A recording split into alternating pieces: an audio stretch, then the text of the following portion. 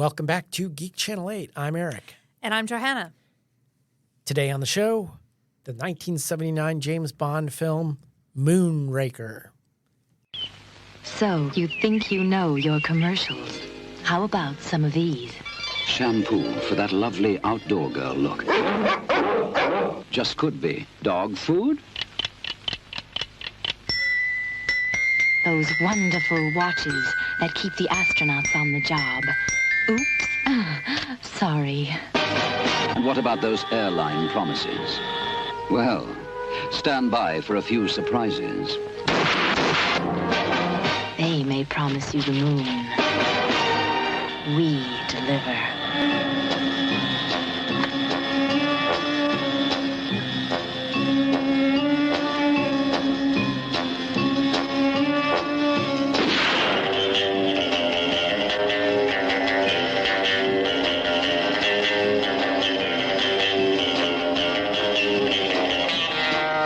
More excitement, more thrills, more spills.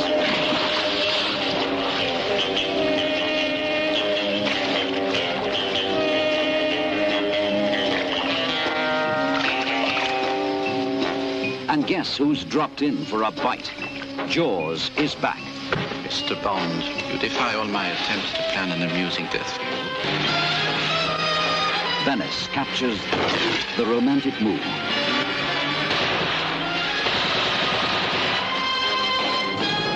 Trifle overpowering, your scent. Holly was a warm girl with the right connections. Like the CIA, Could this possibly be the moment for us to pool our resources? We would be better off working together. this Bond is out of this world. Don't miss the liftoff.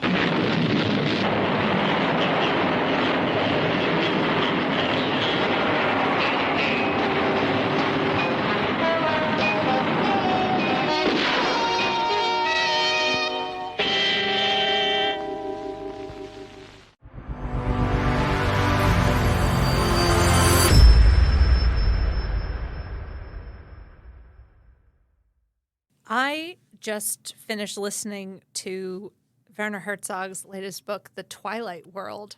Listened to it on audio tape.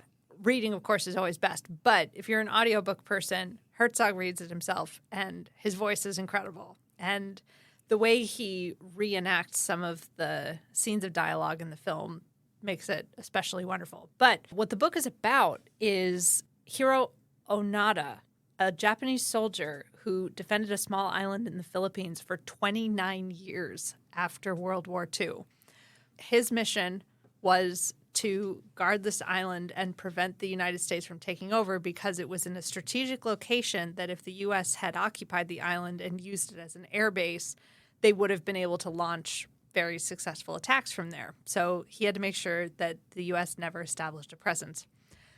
However, he was also given some instructions saying, don't listen to anybody other than me, your commanding officer, no matter what they tell you, because they're going to try to trick you into thinking you can let down your guard, but you mustn't listen to them. You must continue to defend the island. So given these special instructions he'd received, all evidence that suggested the war had ended, he refused to believe for 29 years. Living out in the jungle, continuing to attack, some of the Filipino people who were living there. He would bomb their airfields, and when people would come into the jungle to try to tell him, like, hey, buddy, stand down, he wouldn't listen because he thought it was all a trap. And then eventually this graduate student comes and finds him in the jungle and manages to persuade him 29 years after the fact that the war had in fact ended. And the way Herzog recreates these scenes based on interviews with people involved, and Herzog eventually gets to meet Onada at the end of the story. It's really compelling. It's a short book, so it's a fun, quick read, but it's got everything that you would want in a Werner Herzog story. So highly recommend it. The Twilight World.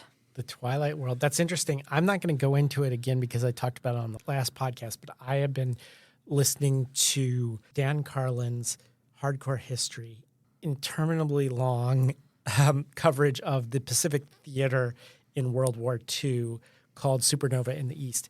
And Supernova in the East starts with Onata's story. And nice. how eventually he got this medal, and I guess the Emperor came. I think the Emperor came to the island to award him the medal because he wouldn't trust anybody else, And the Emperor and his original commanding officer who, could barely walk kind of thing. So I hadn't actually listened to that's how the story starts off. And Dan Carlin will probably get back to that part. But because, I listened to the first few parts of this when they came out. I think he started making this before the pandemic. It just took forever for them to get all these episodes done. Plus, Carlin wrote a book somewhere in there, so that probably derailed things for a while. And they take a long time to produce these things. They're like movies that they've never gotten to the end of Onata's story, so they'll circle back at the end of this series of podcasts. But he's a man who needs no plug. He's been podcasting since the beginning of podcasting almost. But if you're not familiar with Dan Carlin, it's a hardcore history. He is not a historian. He makes no bones about the fact that he's a fan of history. He does quote a lot of original sources and secondary sources and stuff like that. So he's better than me at that. But much like I say on this podcast, we are not scholars on this. We are film fans. And that's why we tell you not to write in and correct our pronunciation because we don't care. But yeah, Dan Carlin's Hardcore History. Check it out. And hopefully maybe someday he'll plug our show. That would be awesome. Yeah, let's jump into this movie, 1979's Moonraker. Now, I've told this story before. I'm going to tell it again. When I was 9 years old, I was already way into science fiction stuff. My sister being younger than me, one time we went to the multiplex, whole family, and I guess my parents decided to go to their movie. And I think this was somewhat subtly done before we even got there. Like they had this secret plan. They went to see Moonraker. We went to see a repeat showing of 101 Dalmatians. Oh. Which even for me as a kid, by the time I was 9, it was a little bit young for me, but I think it was more like, well, somebody has to watch your sister, So I ended up going to it, and I wasn't totally opposed to it. I'm a Disney fan. I liked Disney when I was 9. I still like Disney now. And so I went to it, but I didn't know they were going to this Moonraker thing. And I didn't know a lot about James Bond, but I did know that I liked sci-fi. And so when I found out what they were in, obviously our movie got out way before theirs did. The running time of these Disney films is much shorter than a Bond film, probably an hour and a half or less compared to Moonraker's 2 hours. And so we were sitting in the lobby and they're like, where are your parents? And they're like, oh, they're in Moonraker. And eventually it got to the point where the usher went in after we had been there for a while and they didn't want to be in charge of us. So they went in and checked with our parents if we could come in to which I think it was PG or something. I don't know. I forget what the rating of this was, but well, I think there was no PG-13 at the time. There was no PG-13. It must have been PG. So they wanted to make sure that it was okay with our parents. Our parents finally said yes. By this time, it was the end of the movie, so they let us in right in time for the last scene, which was probably the most adult of the scenes in it. But it was in 0G. And I was a space fan. I'm like, why didn't you let me see this? And I insisted. My sister fell asleep. My mom and my sister went home. I forget. But my dad let me stay there. And this is in the days when they didn't care if you stayed for another showing of a film once you bought a ticket. So nowadays you can't go to multiple showings. You have to buy multiple tickets. But back then you could just buy one ticket and you could sit through that movie however many times you wanted, So that's how I saw Moonraker, my first Bond film in the theater. So to this day, when I think of Bond, I think of these people. This is the Bond that I think of. Roger Moore. This is the Q that I think of. This is the Moneypenny that I think of. This is the M that I think of when I think of Bond. Now, other people have come along and done really well. Dame Judi Dench as M in particular. But I will always think of this Moneypenny. I will always think of this Q as the definitive Moneypenny and Q. Bond is not my favorite Bond, but it is the first Bond that comes to mind when I think of Bond. Well, I am jealous that you got to see this in the theater, even if you were 9 and couldn't appreciate all of the aspects of the film. But I was not born yet. But I saw this when I was about the same age. My dad introduced me to Bond pretty early. I was, 6 or 7 years old. And this is one of the ones that I remember liking the most as a kid because it is one of the most kid-friendly Bonds. And because I, like you, was a huge Star Wars fan. And that is exactly what they were banking on when they made Moonraker, that Star Wars being such a huge success in 1977, this was not their original plan for the next Bond film to make, but they saw big dollar signs. So they pivoted and made Moonraker the next Bond following Star Wars. When we were talking about Live and Let Die, I said this is one of the great things about the Bond franchise is it will follow the trends in action movies at the time. And at this time, it happened to be science fiction. At the time of Live and Let Die, it was blaxploitation. At this time, it's science fiction. So they're like, green light Moonraker. We're making that one. As it happens, this is one of the last Bond films that was based on a book written by Fleming. The next one wouldn't be until Casino Royale in 2006. I say based on a book, but we'll get into that later, whether I should even say so. I recently read the novel, and if you polled Ian Fleming fans about the best Bond novel, many would list Moonraker as their top choice. If you polled Bond movie fans about the worst Bond film, many would choose Moonraker. Not all.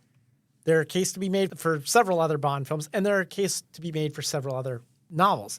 So this is, I'm just going to say, widely considered to be one of the best Bond books and one of the worst Bond movies. I disagree with both of those. I struggled with Moonraker for a while. Maybe it's that kid nostalgia of it being my first Bond film. And there are some parts of it that even at 9 years old, I was like, oh, that's too much. That's just too slapsticky. We'll get into that part when we get to it. But the book starts out with M calling Bond into his office. M wants to know if Bond will work off the clock for him on a private mission. He is a member of one of these gentlemen's clubs. Blades is the name of the club in London, where they play bridge. And there is a line thrown out at some point where M says that he plays bridge with Drax. And I was like, oh, that's an interesting little detail. Well, Drax is a little bit different looking in the book. He's described as having red hair. I'll read you guys the description of Drax in a second here. M wants him to come to this club with him because he knows that Bond has been trained for the Casino Royale mission in cards and cheating and stuff like that. And everyone at the club, they know that Drax is cheating, but they are worried about calling him out on it because they don't want there to be a scandal. This is very British. Yeah. But he is a hero. Drax is a hero to these people. There's kind of a cautionary tale in here that Fleming's trying to work in here, where imagine, if you will, that the conquest of space is strategically important. Okay, so this is before the space race, mind you. Yeah, I was going to say Fleming's novel, it's like 1954, 1955 or something when he wrote this. And at that point, the Soviet Union hadn't even launched Sputnik yet. nothing was happening. There was, like a Soviet youth magazine in 1951 that referenced space travel, and that's like the biggest headline that had been in the space race yet. Yeah, in the novel itself, it talks about how they haven't achieved escape velocity yet. That is a goal, but rocketry was more about missiles. Yeah. And in this sci-fi novel, because it really is science fiction for its time, it soon became not science fiction anymore. But at this time, it was science fiction. A lot of the German rocket scientists, they were snapped up by either the Soviet Union or the US. Imagine a time where instead of that happening, they were snatched up by either the Soviets or the British. Now, we talked about when we were doing the Quatermass episodes where we talked about the British rocketry group, we talked about how Britain never really had this rocket program, but it kind of always wanted one, it seemed like. Well, there's this hero. He had been in World War II. He suffers from amnesia or something like that from being caught in an explosion and half his face gone, but he's like made this fortune in metallurgy and metals, and he is a millionaire. Now, a multimillionaire in the early to mid 50s, that would be a billionaire by today's standards. Well, and he does come off as kind of an Elon Musk character. That's where I was going with this. So there's a kind of cautionary tale here about private industry type getting all this money, and rather than the government, like NASA, being in charge of the space program, a billionaire. Imagine a world where billionaires are the ones that are going to space and like not everybody else, I would love to see them reboot this film. Like if they continue to reboot old Bonds. Like, this is I would love that. Let me read a description of Drax from the novel and tell me if he reminds you of anyone you know. So they're debating why he should cheat at cards. And by the way, like a full third of the novel deals with this card cheating at this club in London. And this is why it's so hard to get started versus Live and Let Die, which I had read right before it, the book right before it, where he's already in Harlem by that point and maybe even on his way to Florida by that point in Live and Let Die. I had a hard time getting into this, but if you do decide to read it, try to find a print version, because I read a digital version initially, and Bond's hand is actually demonstrated using hearts and diamonds and stuff like that, and it makes much more sense. I read it, and then the next day I picked up the book version, and I was like, oh, now I know exactly how Bond won. Bond himself cheats too. Because there's a bridge puzzle in the middle of the book. In the book, yeah. But anyway, so I'm reading from this old novel that I picked up. This is either my dad's copy or a copy that I got at a garage sale. So this is, whatever the case is, this printing of this paperback is like older than me. This is the 12th printing, July 1964.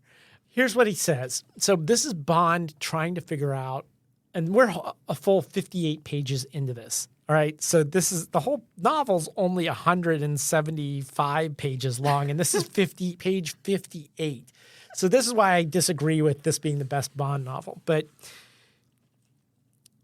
And the more he thought about it, the stranger it all seemed.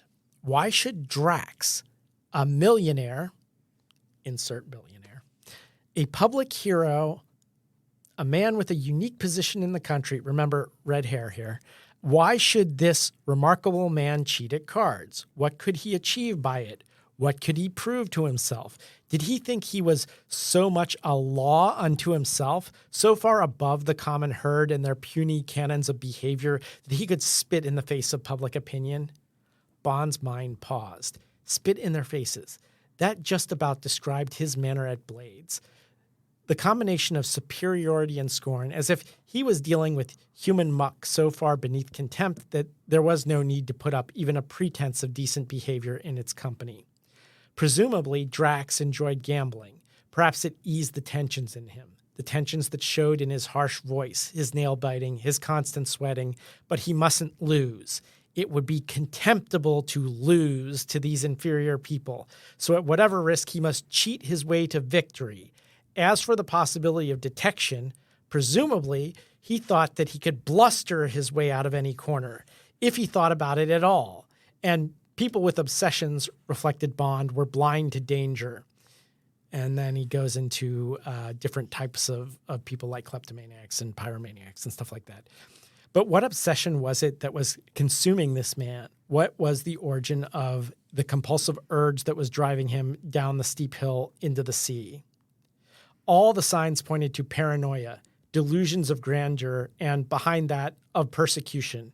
The contempt in his face, the bullying voice, the expression of secret triumph with which he had met defeat after a moment of bitter collapse, the triumph of the maniac who knows that whatever the facts may say, he is right. Whoever may try to thwart him, he can overcome. For him, there is no defeat because of his secret power.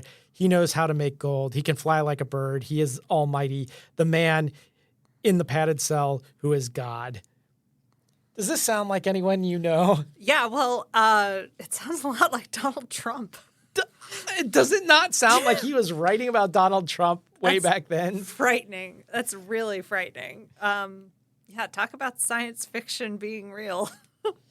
Okay, sorry to go on a long quoting from the novel there, but I thought it was worth pointing out because this would make an excellent movie to reboot. Yeah. Yeah. Well, and having someone who's a combination of that type of person as described and like an Elon Musk, Jeff Bezos, private millionaire going to space type person. Although, did I read correctly? Don't they find out at some point that Drax is actually like a Nazi? He's a Nazi. Yeah, which is an interesting Bond. Like, we don't see Nazis in the Bond world. Well, not a neo-Nazi. He's an actual Nazi. Because remember, this was written only 4 or 5 years after the war, right? So it's a lot more believable that there could be this Nazi conspiracy. So in Moonraker, Drax is actually a Nazi.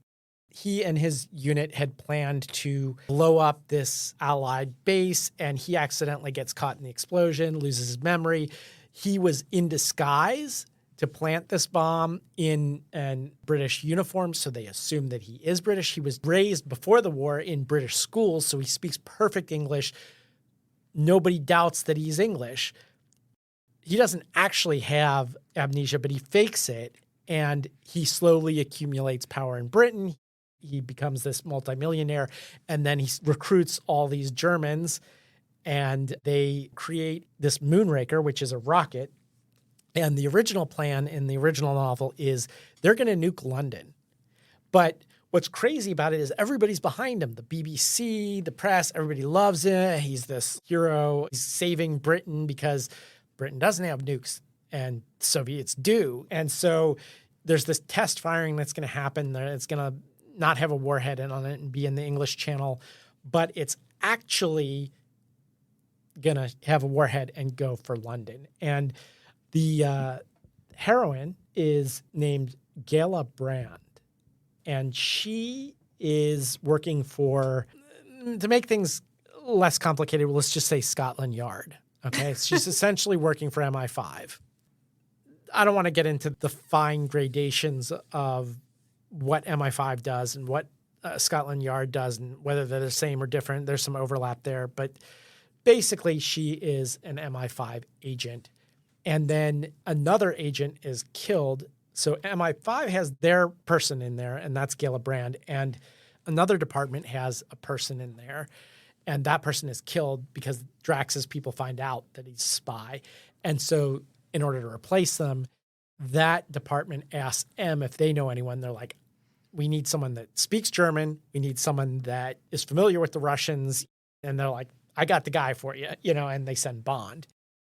Honestly, another reason why this is not my favorite Bond novel is Bond, he's not the one that figures out what's going on. Gala actually more or less is the one that figures out what's going on, and more often of the time, she's the one that makes all the breaks in it, in the case. Bond is still there to do the action, but she sort of solves everything.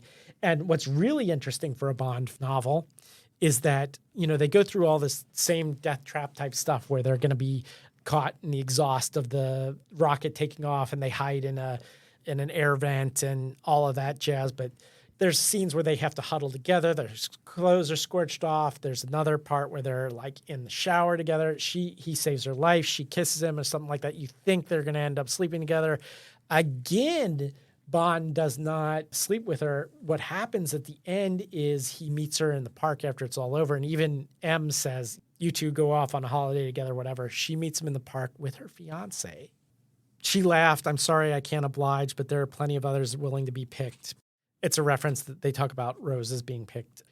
Yes, I suppose so, said Bond. Well, goodbye, Gala. He held out his hand. Goodbye, James. He touched her for the last time, and then they turned away from each other and walked off into their different lives.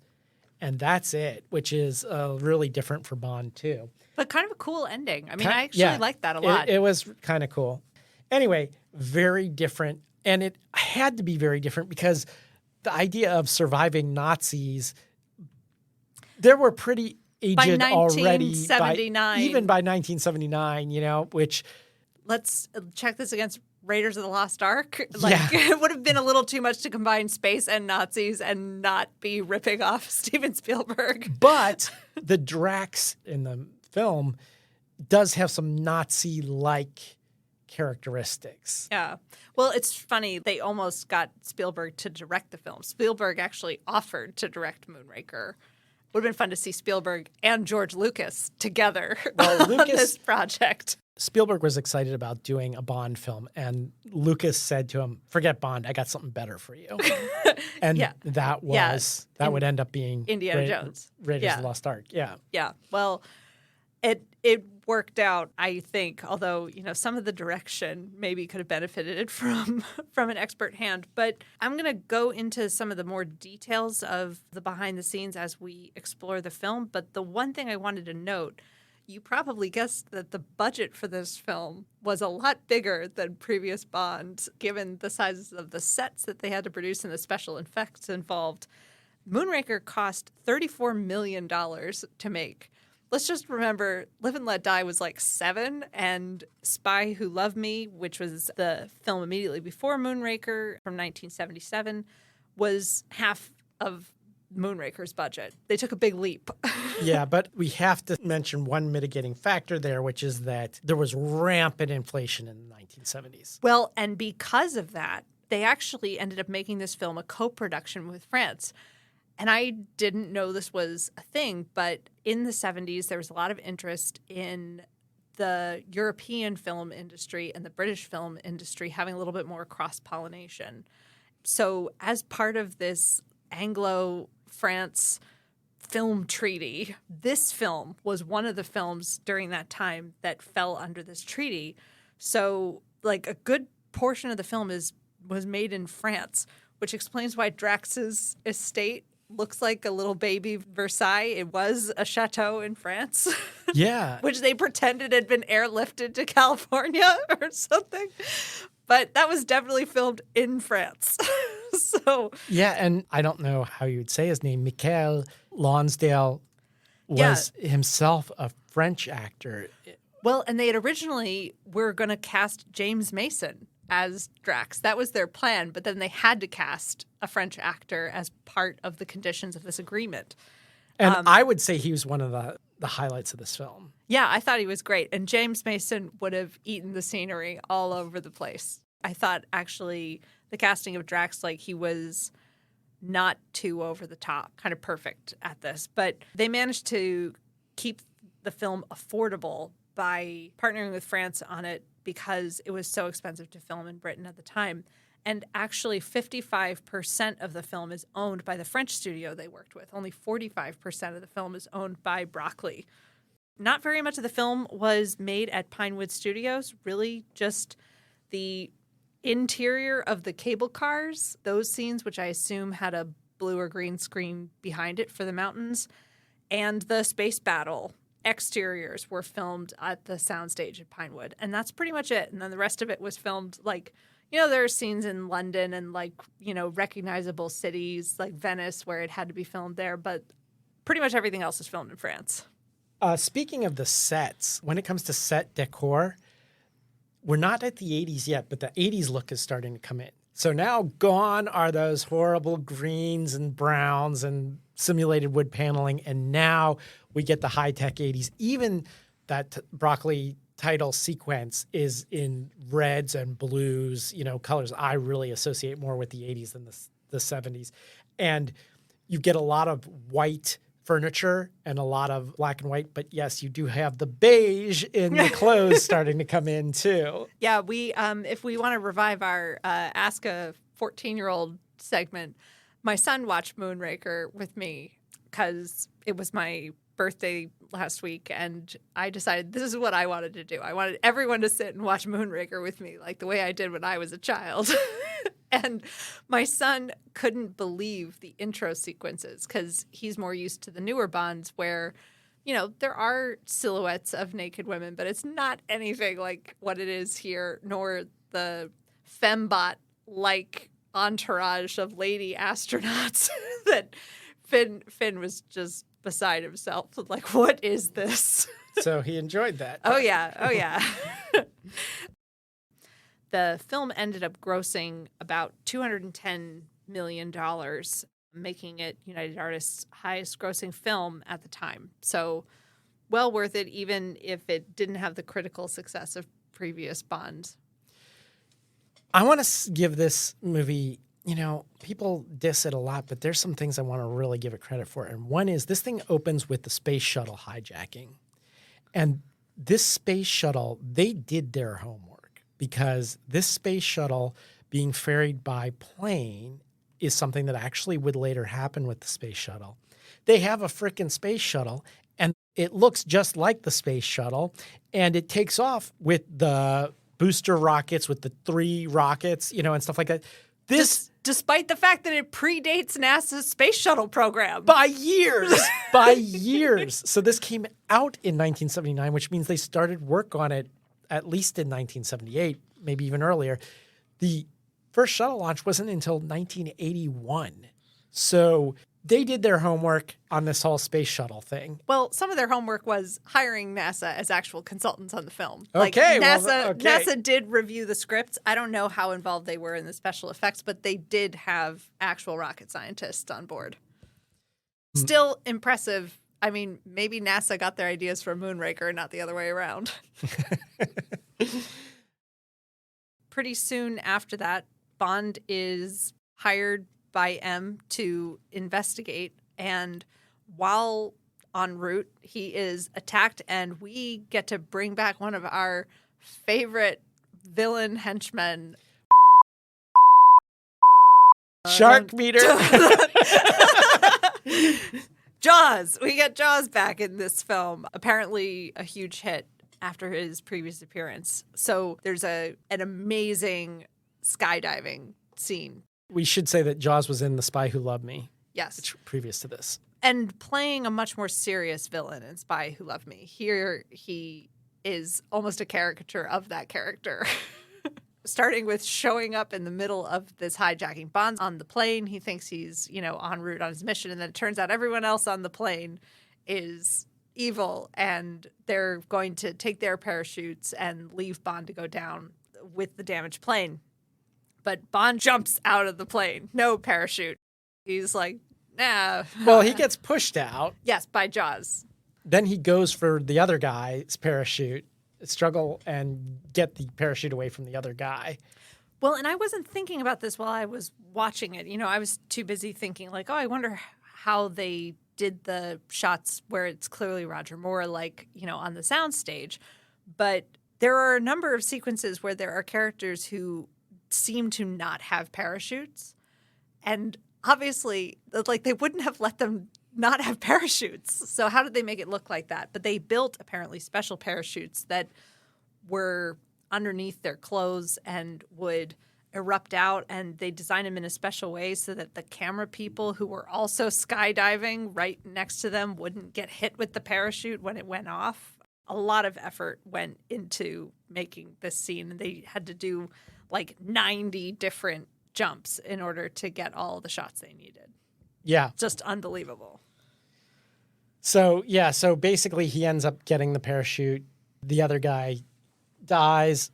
Jaws also gets into a fight with Bond in midair, but eventually they separate. Jaws plunges to what would be his death, except for his fall is broken first by a circus tent and then by the high wire axe net below the circus tent. So he manages to survive.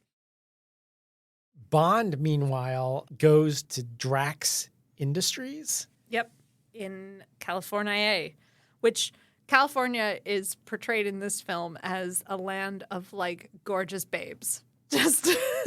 Just like sunshine, technology, and gorgeous women is what they seem to think California is. Well, and this predates Silicon Valley's rise in the 80s. Technology is more along the lines of West Coast technology. Think of like really the Pacific Northwest, like Boeing and stuff like that, which I know is not in California. I'm just using it as an example. But there are all these super fit men and women doing exercises and preparing for space flight. We meet Drax and it's tea time. And this is kind of interesting considering that the actor is a French actor, so maybe it doesn't seem like the affectations of an American billionaire who's attracted to European culture and has high tea and also hunts pheasants or whatever and like lives in this fake French chateau in California. Of course, I mean, it's a real one. But Bond shows up at high tea and we meet Drax and his dogs. And these Dobermans are there. Drax throws steak and the Dobermans just like don't touch it. They just sit there. And it's such a wonderful character detail. They sit there and wait, and every once in a while we cut to the dogs still sitting there and waiting, and eventually Drax like snaps his fingers. Yeah, they have this whole conversation, and then at the end of the conversation, Drax finally snaps his fingers and the dogs wolf down the steak. Yeah, it's a great way to introduce both the concept of the dogs, which will come back later, and also Drax's power and control and kind of like fastidiousness all in one scene. Drax gives his henchman Chang some instructions to make sure that some accident befalls Bond, that he meets some harm. Yeah, and then he meets this woman astronaut, Dr. Holly Goodhead. Yep, classic Bond name for a lady. And she takes him to this gravity simulator, G simulator, which is like a centrifuge thing. And she talks him into trying it out and says, don't worry about it. If you chicken out, you can press this little red button and it'll stop. You know, even a 70-year-old can take 3 Gs. 3 Gs, you know. Most people pass out at 7, and Bond takes like 12 by the time Chang sabotages it and speeds Chang it up. sneaks in and speeds it up, and he nearly dies. Although he has this gadget that Q gave him, which is a dart gun that is triggered by wrist movement, his main gadget in this film, and it's got nerve darts, and it also has armor-piercing darts. He shoots one of these armor-piercing darts at the controls, and fortunately, the result is that the machine stops instead of like keeps going, but I guess he had nothing to lose at that point. Yeah. She shows back up and says she has no idea what went wrong. But Bond was able to take some photographs while he was prowling about the place. With the help of Corinne Dufour, another of the French actresses required to be in the film in order to fulfill the contract treaty thing, whatever. And she's the sexy pilot that, of course, brought Bond into this establishment, and I guess she took a liking to him because she's willing to help him out, much to her peril.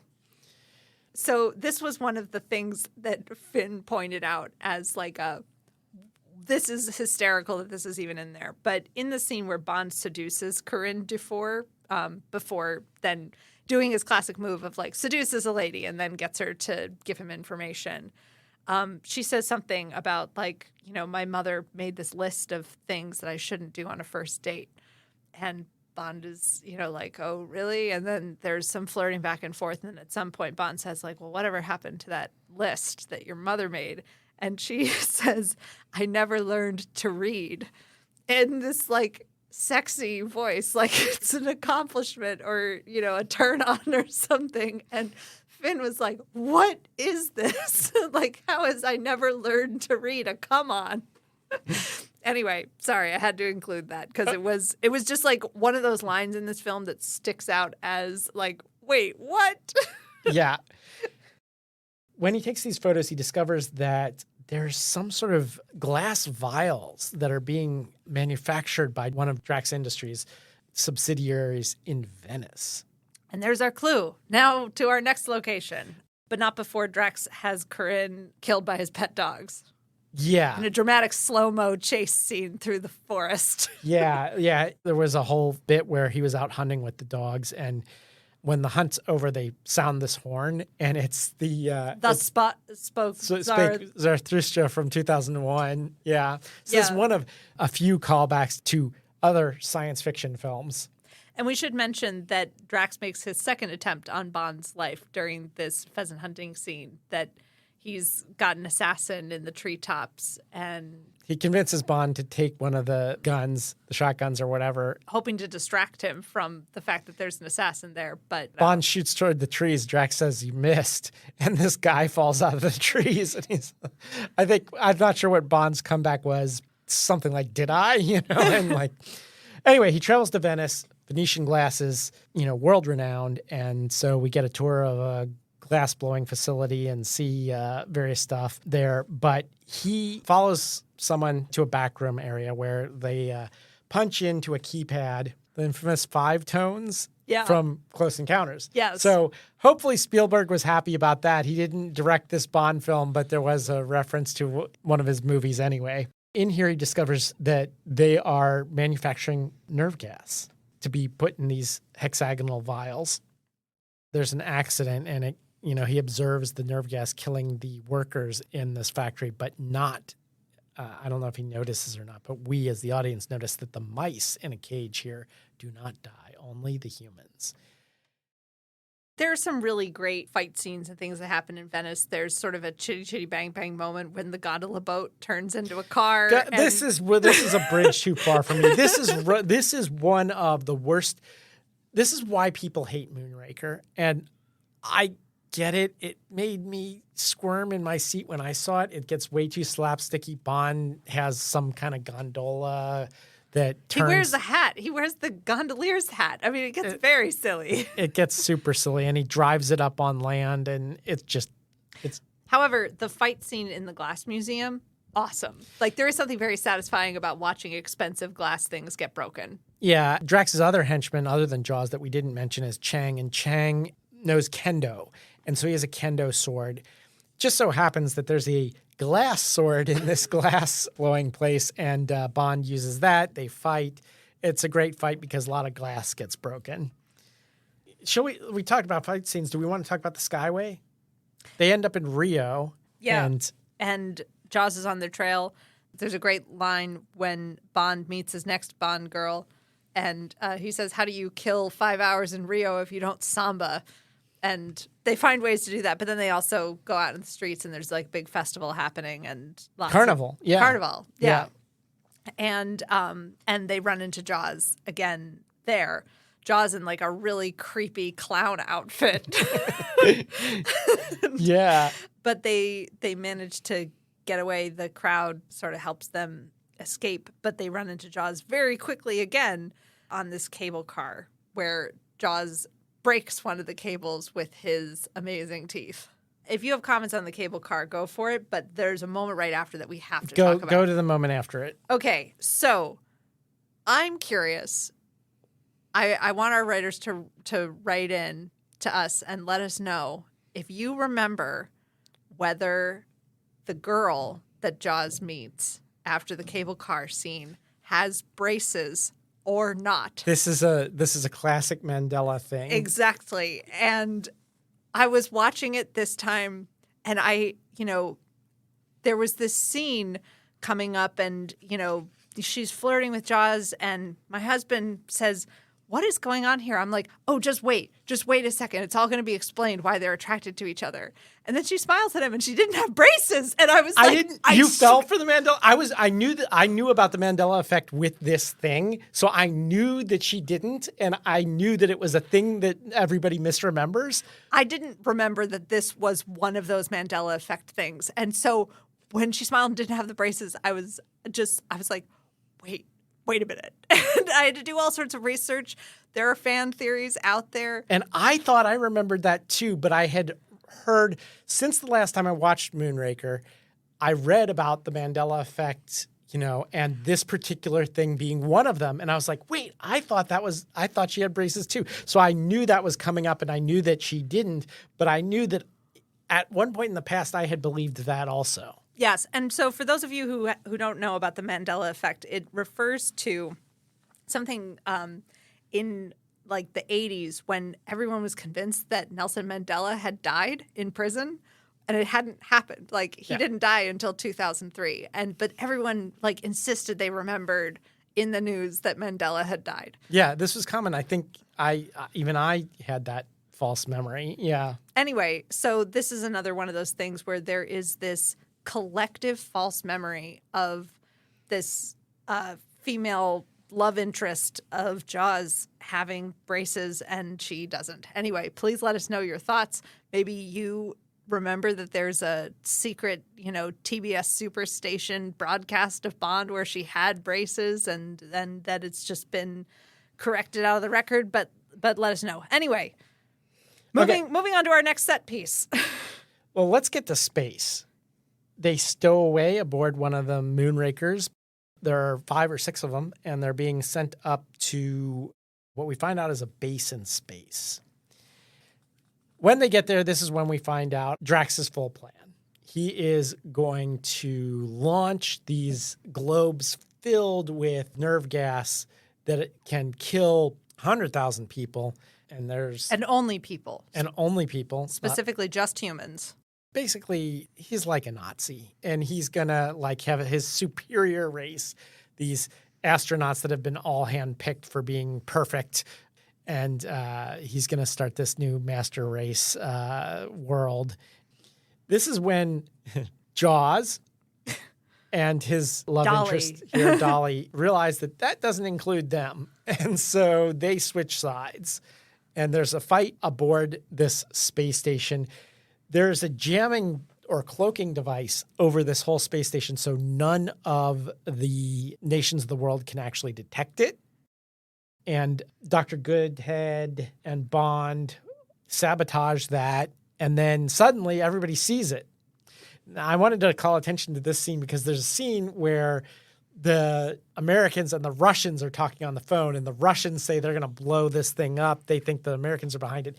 The guy they talk to is General Gogol, who is another recurring character we're going to see throughout the Bond films. He was also in The Spy Who Loved Me before this. He's going to be in For Your Eyes Only, Octopussy, and The Living Daylights. He becomes a kind of important other character in the Bond universe. I didn't realize those were all the same guy. That's really cool. Yeah. We won't spoil the ending for you here, but basically... Can we say there are lasers? There are lasers. There are lasers. There's a big fight involving lasers. Yeah, no, we're not going to ruin the epic ballet that is this ending sequence by trying to describe it. Space sequences are amazing, and they are really the redeeming factor in Moonraker, in my opinion, is all these zero-G scenes in Moonraker are amazing. Yeah, and there's a very satisfying death for Drax that involves an airlock. What's not to love? Now we've got it all tied up. It is officially a sci-fi film. Yeah, it is a sci-fi film. And then at the very end, there is Bond. And Dr. Goodhead. Holly Goodhead. Is it Holly? I think it's yes. Goodhead. Making love in zero-G, covered with only a sheet. And this was the first time I ever saw James Bond was that scene. Walked right in. And the whole world is about to view this because he's a hero, and they finally establish a connection and a video link to the shuttle, and this is what they see. I think that wraps it up. Is there anything else you wanted to... Not anything in detail. Just want to mention, this film is so full of fun silliness, and as long as you go in knowing that, it's quite enjoyable. There's a scene where like Jaws takes a boat over Iguazu, like goes over the falls and survives. Like, there's a whole nother powerboat chase in this. This one has one too. well, and we weren't going to set off the shark meter for the boa constrictor, but there's a fight with a boa constrictor underwater. Yeah. Just about everything, including a little bit of the theme from Magnificent Seven playing in a brief sequence where James Bond seems to be dressed up as the man with no name, riding it on a horse. Yeah. I think the Magnificent Seven theme plays. Yeah. Anyway, definitely not the best Bond film, but a must watch for sure. Okay. Just going to remind you to tell somebody else about the show, spread the word. If you want to write to us, it's GC8 Podcast. That's letter G, letter C, number 8 podcast, all one word, at gmail.com. Until next time, this is Eric. This is Johanna. Signing off.